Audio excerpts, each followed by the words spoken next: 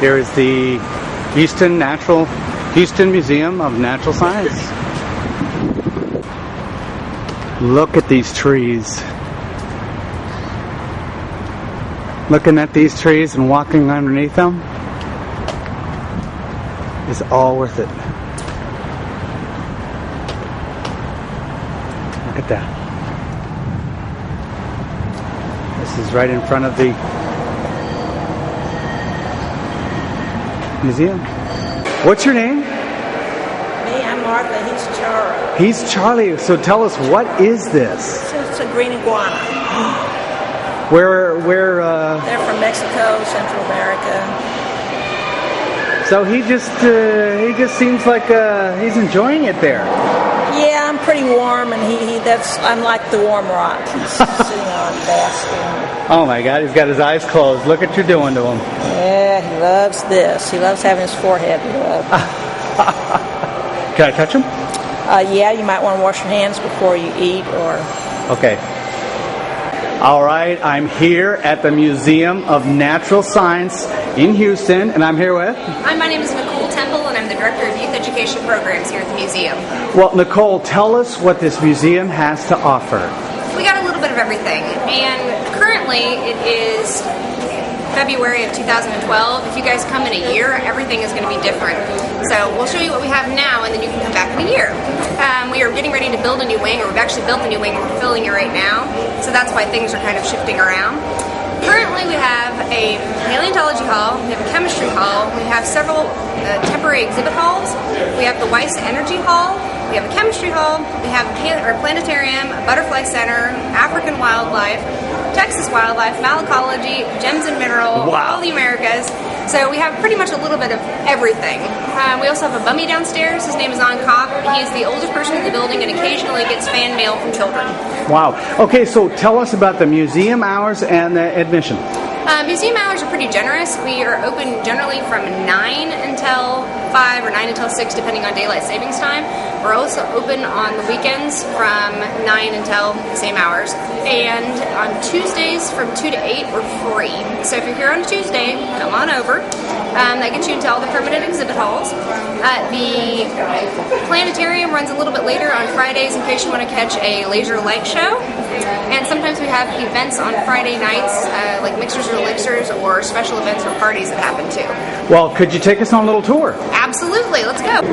Hi, we're in the current Paleo Hall, and from here you can see the paleo, the dinosaurs, and some invertebrate animals. Behind me you can see the Chemistry Hall, and one of the temporary exhibitions, and upstairs you can see Texas wildlife, and you can see the African Hall. This is when you walk right into the museum immediately, this is what you see.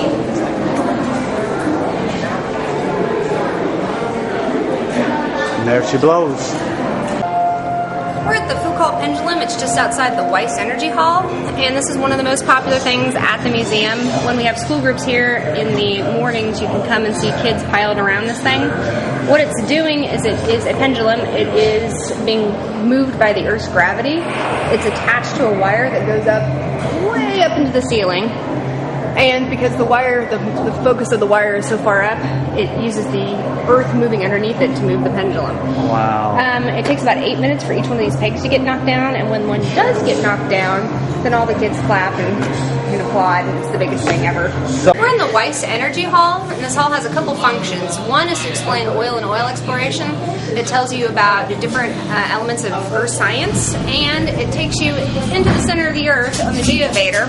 That's the Geovator. This is a Geovator. We have some people in there right now taking a journey to the center of the earth to learn what happens when you go underground and what you can find there. This hall gets used a lot for oil field training, and it gets used, believe it or not, by a lot of school kids who don't exactly understand how energy comes into their house and where it comes from. Wow. We're in the McGovern Hall of the Americas. This is one of my favorite sections of the museum because of the things that are here. They're all natural handicrafts. This parka, for example, what would you guess it's made out of? If you said seal gut and intestines, you're correct.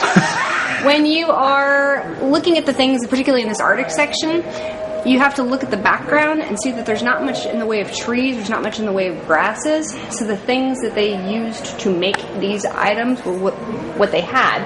So many of them are made out of walrus, seal, We are in the South American section of this hall.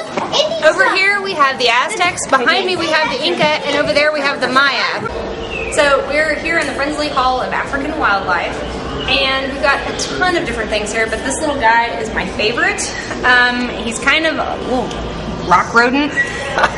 It's called the rock hyrax, and the reason why I love it is because it's the closest living relative to an elephant. What? An elephant? An elephant. Manatees are also related to elephants, so these are related to manatees. Looks like a little chipmunk thing, but it's related to manatees. Unbelievable. Wow. And then let's head around the corner so you can see that side too. We're in the Farish Hall of Texas Wildlife.